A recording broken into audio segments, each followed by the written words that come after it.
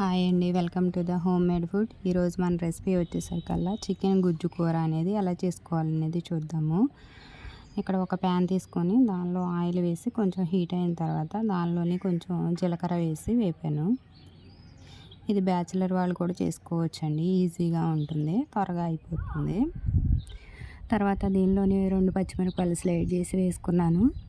కరివేపాకు ఒక రెమ్మ తీసుకున్నాను. అది కొంచెం ఫ్రై అయిన తర్వాత అల్లం వెల్లుల్లిపాయ పేస్ట్ అనేది 2 స్పూన్లు తీసుకున్నాను. ఉల్లిపాయలు అనేవి ఒక 2 పెద్ద ఉల్లిపాయలు తీసుకొని ఇట్లా మిక్సీ పట్టుకొని తీసుకున్నాను. కొంచెం ఇవన్నీ కూడా ఫ్రై అవ్వాలండి.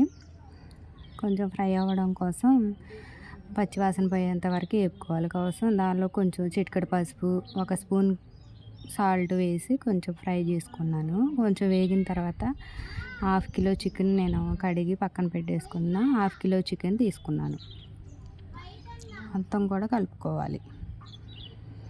ఇలా మొత్తం కూడా కలిపేసుకొని మూత పెట్టేసుకొని మీడియం ఫ్లేమ్లోని స్టవ్ని పెట్టేసి మధ్య మధ్యలో కలుపుకుంటూ తిప్పుకుంటూ చక్కగా వేపుకోవాలి నిదానంగా. చూడండి, కొంచెం వాటర్ అనేది లీక్ అయింది కదా, ఈ వాటర్ అంతా కూడా మరిగిపోయేంతవరకు కూడా చికెన్లోనే వాటరే ఇవన్నీ కూడా, ఈ వాటర్ అంతా మగ్గిపోయేంతవరకు కూడా మధ్య మధ్యలో కలుపుకుంటూ మూత పెట్టుకుంటూ చక్కగా వేపుకోవాలి. చక్కగా వేగింది కదా, ఆయిల్ అనేది పైకి వచ్చేసింది. దీనిలోకి 2 టేబుల్ స్పూన్ల కారం అనేది వేసుకున్నాను. తగినంత చూసి వేసుకోండి. ఎక్కువ కావాలంటే ఎక్కువ వేసుకోండి, తక్కువ కావాలంటే తక్కువ వేసుకోండి. గరం మసాలా పౌడరు, ధనియా పౌడర్ వేసి మొత్తం కలిపేసుకోవాలి.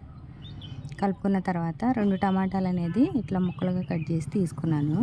ఈ టమాటాలు కూడా కలుపుకొని మూత పెట్టేసుకొని చక్కగా టమాటాలన్నీ మగ్గిపోయేంతవరకు కూడా మనం చక్కగా ఉడికించుకోవాలి. చూడండి, చక్కగా ఉడికిపోయినాయి కదా, టమాటాలన్నీ కూడా మగ్గిపోయినాయి కదా, చికెన్ కూర అనేది రెడీ అయిపోతూ ఉంటుంది. చాలా చక్కగా వచ్చింది. దీనిలోకి నేను మీ దగ్గర కొత్తిమీర, పుదీనా ఉంటే అవి వేసుకోవచ్చు. కొత్తిమీర ఉంది నా దగ్గర, కొత్తిమీర వేసేసుకున్నాను తింపే ముందుగా. తర్వాత కస్తూరి మేతి అనేది కొంచెం వేసాను. కస్తూరి మేతి ఉంటే వేసుకోండి, లేకపోతే లేదు, ఆప్షనల్ అండి. వేస్తే చాలా బాగుంటుంది.